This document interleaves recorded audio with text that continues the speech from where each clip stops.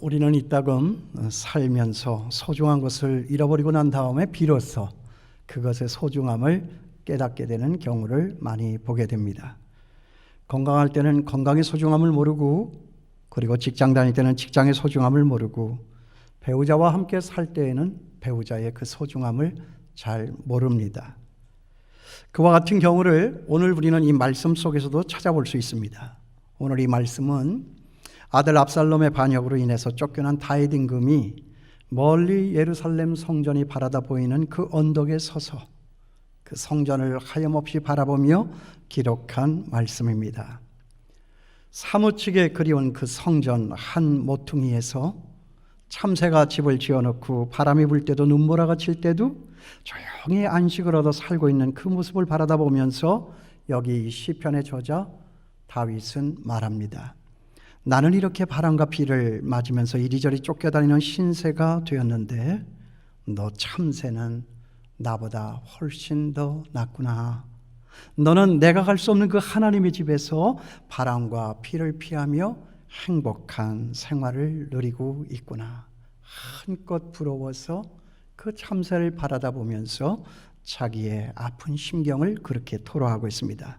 그러면서 참새 새끼들이 어미가 물어다 주는 먹이를 받아 먹으면서 아주 단란하게 살아가고 있는 그 모습을 바라다 보면서 나의 왕 나의 하나님 만군의 여호와여, 주의 제단에서 참새도 제 집을 얻고 제비도 새끼 둘 보금자리를 얻었는데 나는 왜 이렇게 갈 곳 잃은 방랑자가 되어 있는 것입니까? 라고 안타까운 그 심경을 토로하면서 그동안에 그가 누렸던 성전 안에서의 그 많은 축복들을 회상을 해내고 있습니다. 그런데 중요한 것은 이것입니다. 여기서 가장 중요한 것은, 놓칠 수 없는 것은 바로 성전입니다. 다윗 그가 머물러 살던 그 왕의 궁정이 아니라 하나님의 성전이다. 이것이 바로 다윗의 생각이고 이것이 바로 다윗의 최고의 관심사입니다. 이것은 제가 발견한 가장 중요한 사실입니다. 이 성경 수십 번 읽었지 않았겠어요? 지금까지 살면서. 그런데 처음 제 눈에 들어왔어요. 그에게 관심이 있었던 것이 뭐냐? 그의 생각을 지배하고 있었던 것이 뭐냐? 왕의 보좌가 아니라 하나님의 성전, 그리고 자기를 죽이려고 덤벼들었던 그 아들 압살롬이 아니라 하나님의 성전, 하나님의 성전이에요. 사람들은요, 대개 이런 경우를 당할 때 저들의 주된 관심은 무엇입니까? 여러분, 아들에게서 쫓겨나서 왕의 자리를 빼앗기고 맨발로 그 밤에 걸어 나와서 그 먼 곳에 서서 자기 있던 그 궁정과 그 성전을 바라다 보면서 애타게 읊조리는 이 사람의 마음, 이 사람의 입장에 여러분들이 선다라고 하면 여러분들의 생각, 여러분들의 주된 관심사는 무엇이겠습니까? 저는 그걸 생각을 해본 거예요. 그것은 과연 저들의 왕궁일까? 하나님의 성전일까? 저들의 선택지는 과연 어디일까? 오늘 제가 이 말씀을 들고 여러분 앞에 선 이유가 되는 것입니다. 시대가 바뀌면서요, 우리 성도님들 마음에서 이 성전에 대한 마음가짐이 달라지고 있습니다. 이제는 돈도 있습니다. 시간적인 여유도 있습니다. 또 갈 수 있는 데도 많고요. 또 할 수 있는 일도 많아지다가 보니까 뭐예요?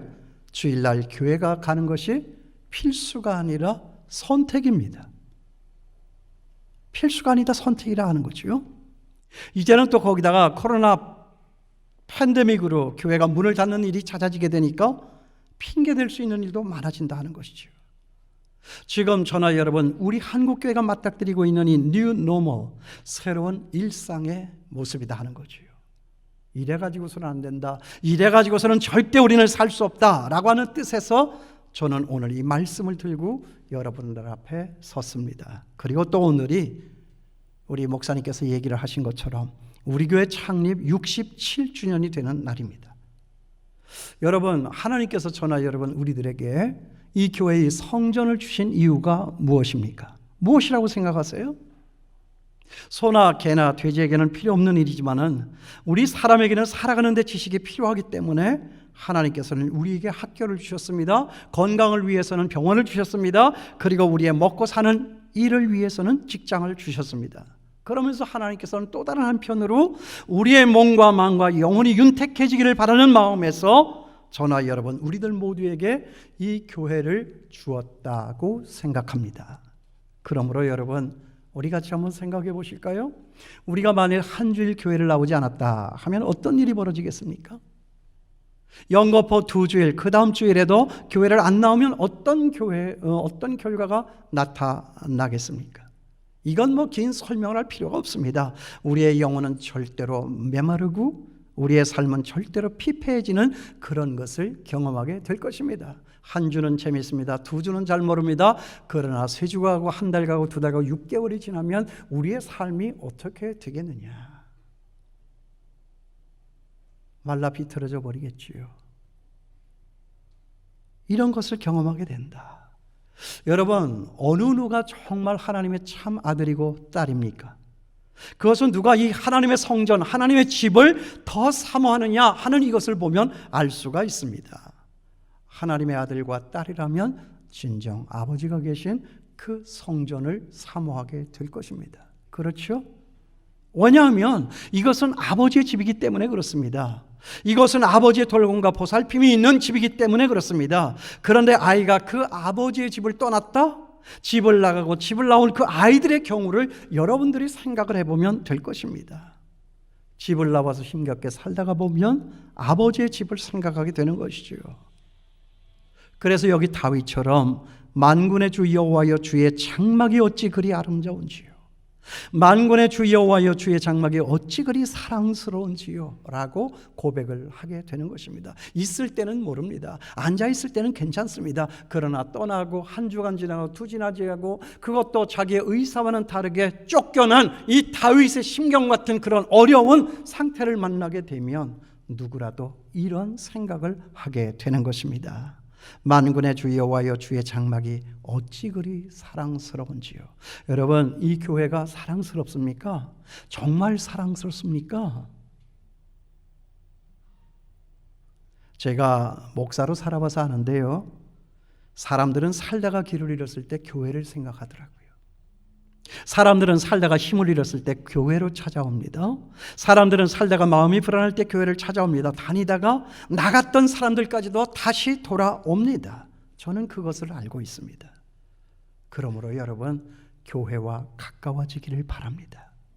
교회와 멀어지면 세상과 가까워집니다. 세상과 가까워지면 세상의 어떤 문제도 풀 수가 없습니다. 왜냐하면 세상 문제는 세상이 풀 수 있는 것이 아니기 때문에 그렇습니다. 잘 생각하십시오. 세상 문제는 세상이 풀지 못합니다. 그러므로 저는 집에 아이들을 키우면서 항상 이런 분명한 믿음을 가지고 말합니다. 아이들에게 이 교회의 영광, 이 교회가 가지고 있는 힘을 인식시켜 줄 수만 있다라고 하면 저들 인생의 그 절반 인생은 다 성공할 수 있을 것이다 라고 하는 그런 믿음 말입니다. 마치 제가 지금까지 그랬던 것처럼 말입니다. 잠시 떠나 살 수는 있습니다. 잠시 방황할 수는 있습니다. 그러나 살다가 어려운 일을 만나게 되면 그 어려운 일이 내 혼자 힘으로는 도저히 감당이 되지 않는 어떤 절박한 상황에 이르게 되면 원래 있던 그 자리로 돌아오게 돼 있습니다. 제가 지금까지 그랬던 것처럼 말입니다. 돌아오기만 합니까? 모든 것을 견디며 모든 것을 이기며 모든 것을 성취하는 그런 믿음의 자녀들이 될 수가 있다. 제가 살아왔던 그 방식대로 말입니다. 그래서 저는 지금도 저희 집 아이들에게 기회가 있을 때마다 이런 말을 합니다. 교회하고 친해라. 교회하고 친해야 된다. 그리고 할 수만 있으면 목사님하고 가까워라. 그러면 산다. 너네들 얼마든지 산다. 어떤 일에서도 산다. 여러분 믿습니까? 받아들여지십니까? 교회를 의지하고 교회와 더불어 살면 세상의 어떤 문제도 이길 수가 있다.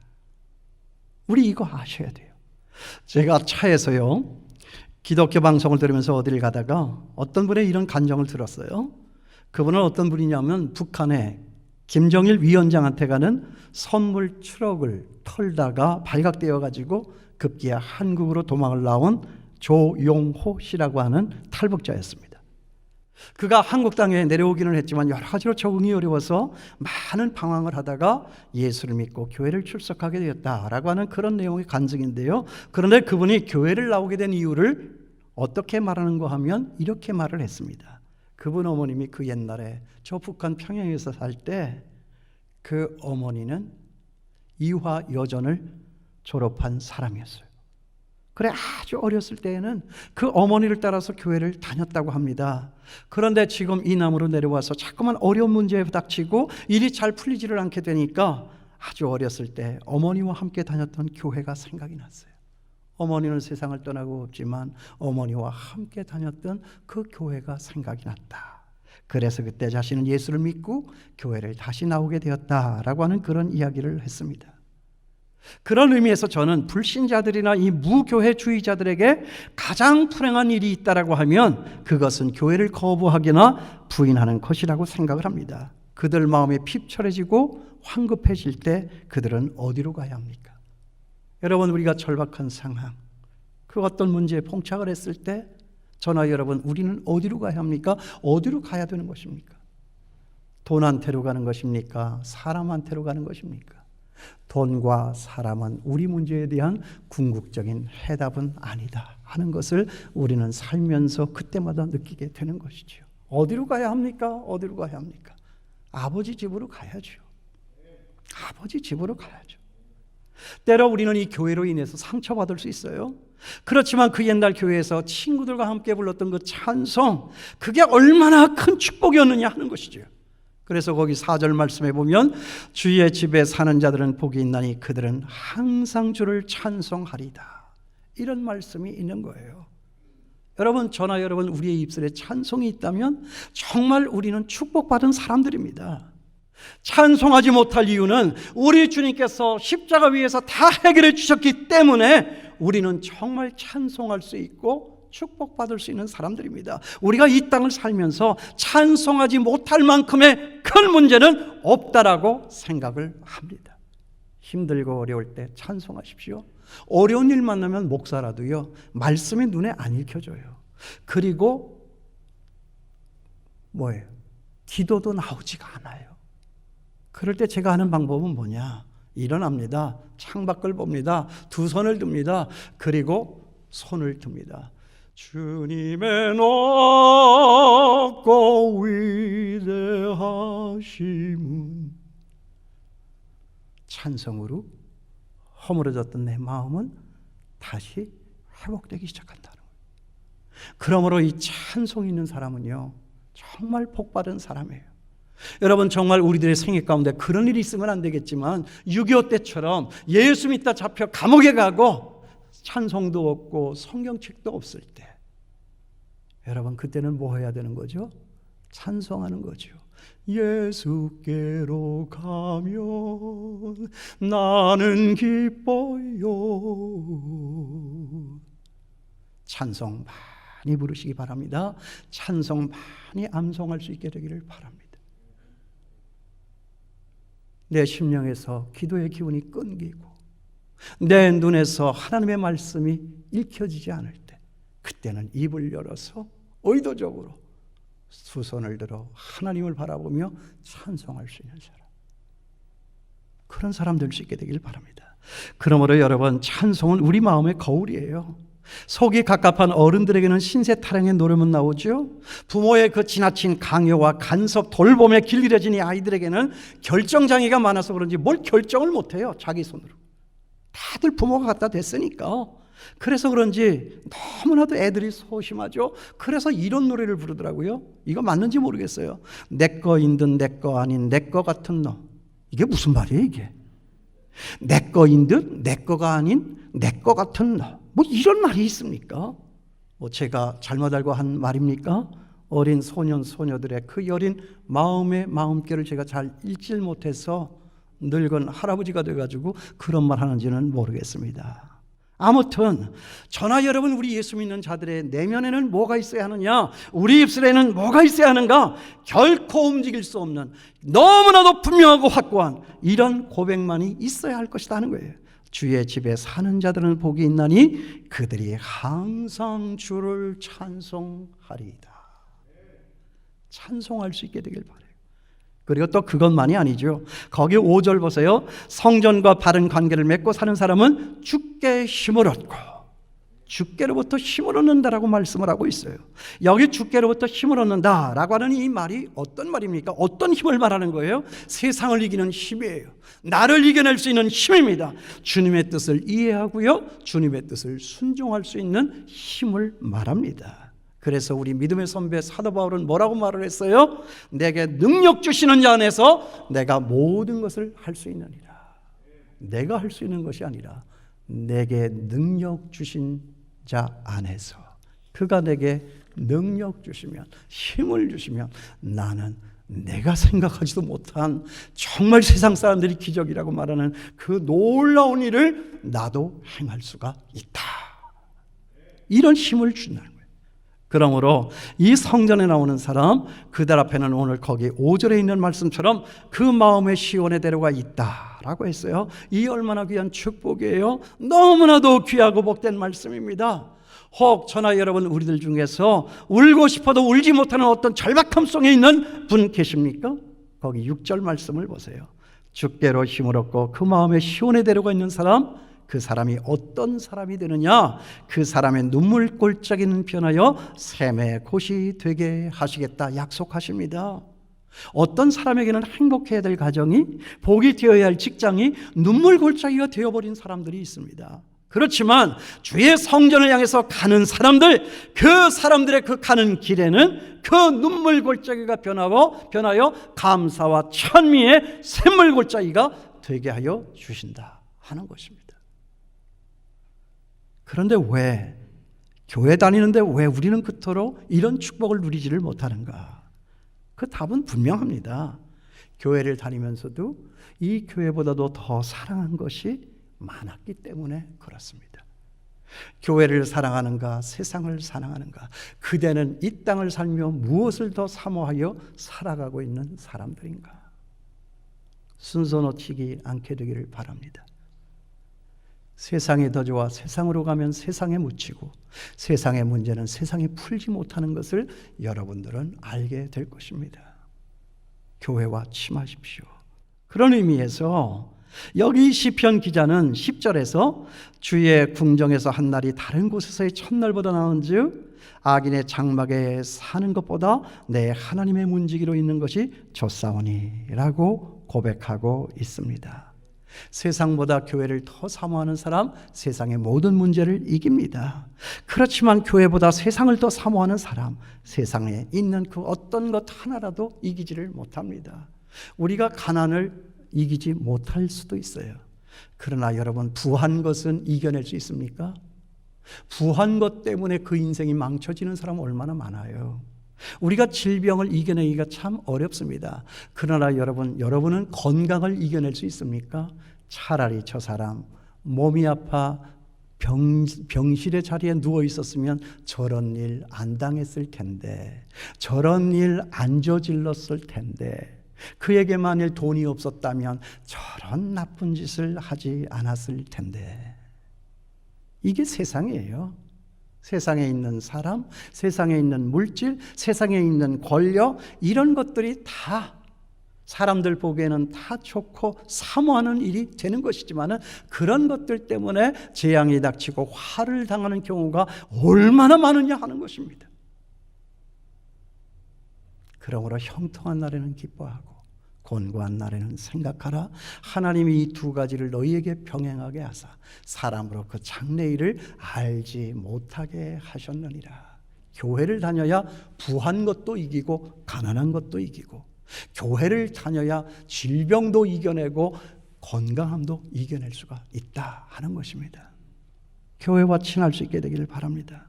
성전 안에 있는 이런 약속 여러분 누릴 수 있게 되길 원합니까? 그렇다면 이렇게 간절한 마음을 가지고 교회를 사랑할 수 있게 되기를 바랍니다. 세상에 잡다한 그 다른 허접한 것들 말고 무엇보다도 먼저 주의 성전을 사모하여 달려나올 수 있는 저와 여러분 될 수 있게 되기를 바랍니다. 여러분 여기 다윗을 보세요. 다윗을 보세요. 제가 신기한 거 하나 발견했어요. 나는 지금까지 목사를 한 3, 40년 하면서 왜 이걸 이제까지 모르고 있었을까? 이번에 알았습니다. 잘 보세요. 그는 왕의 자리에서 쫓겨났잖아요. 그것도 아들한테 쫓겨났다고요. 억울하잖아요. 아니, 세상 앞에 이게 정말 너무나도 부끄럽지 않습니까? 아들한테 쫓겨나다니. 그런데 보세요. 지금 이 글을 적고 있는 다윗의 그 마음을 지배하고 있는 생각이 무엇입니까? 다윗의 주된 관심이 뭐예요? 빼앗긴 자기의 왕의 자리가 아니라 하나님의 성전이었다는 거잖아요. 자기 목에 칼을 겨눈 아들 압살롬이 아니라 하나님의 성전이잖아요. 아들에게서 쫓겨난 자신의 비참한 그런 부끄러운 모습이 아니라 하나님의 성전이지 않겠습니까? 보통 사람들 같으면 왕의 자리를 생각하죠. 그리고 아들 압살롬을 생각을 하죠. 그리고 자기가 지금 당하고 있는 그 수치를 생각을 하죠. 그런데 그런 것을 다 뛰어넘어서 그는 하나님의 성전을 기억하고 있었다 하는 거예요. 그래서 제가 무릎을 치면서 그래서 역시 하나님은 남창우가 아니라 다윗이었구나. 제가 여기서 깨달았어요. 내 마음에 합한 사람 너 다윗. 하나님이 다윗을 이야기할 때 그렇게 이야기하지 않습니까? 나의 마음에 합한 사람 너 다윗. 이게 자기를 이기고 세상을 이기는 사람 아닙니까? 그러니까 여기 그가 말하는 걸 다시 한번 보세요. 이렇게 내가 이런 자리에서 사느니 차라리 내가 죽어서 주님과 함께 사는 것이 좋겠나이다 라고 하는 그런 심정을 가지고 뭐라고 고백을 하고 있어요? 주의 궁정에서 한 날이 다른 곳에서의 한 날보다 나은즉 악인의 장막에 사는 것보다 내 하나님의 문지기로 있는 것이 좋사오니. 어쩌다가 우리 사찰 집사님 만나면 계단에서도 둘이 손을 잡고 기도를 할 때 세상에서의 주의 장막에 주의 궁정에서의 한 날이 다른 곳에서의 첫날보다 나은즉 우리는 그렇게 기도를 자주 해요. 여러분, 이런 사람 세상이 감당하지 못할 사람 아닙니까? 그러니까 거기 5절에 주께 힘을 얻고 그 마음에 시온에 데려가 있는 자는 복이 있나니. 그리고 또 7절에 보세요. 그들은 힘을 얻고 더 얻어 나아가 시온에서 하나님 앞에 갖기 나아가리라. 여러분, 우리 이 교회 죽도록 사랑하십시다. 우리 이 교회 죽도록 사모하며 살아가십시다. 세상이 감당하지 못할 사람이 되는 거예요. 우리 지금까지 이 교회를 어떻게 생각하고 어떻게 이 교회와 함께 살아왔는지는 모르겠어요. 지난날의 모든 건 다 잊어버리세요. 이제부터 우리 다시 시작하면 되는 거예요. 지난 설날 금요일날 새벽에 교회 새벽기도 나왔더니 새벽기도 담당하셨던 우리 청년부의 김의정 목사님께서 이런 얘기를 해요. 아주 참 주옥 같은 영화 제목 같은 그 아주 멋진 멘트 하나를 했어요. 그분이 뭐라고 그러냐면 여러분, 우리 다시 시작합시다. 오늘은 정말 다시 시작하기 좋은 날. 오늘 창립 67주년 되는 날입니다. 교회를 어떻게 생각하십니까? 교회와 어떻게 살아가시겠습니까? 오늘은 정말 다시 시작하기 좋은 날. 그것이 교회가 되기를 바랍니다. 기도하겠습니다.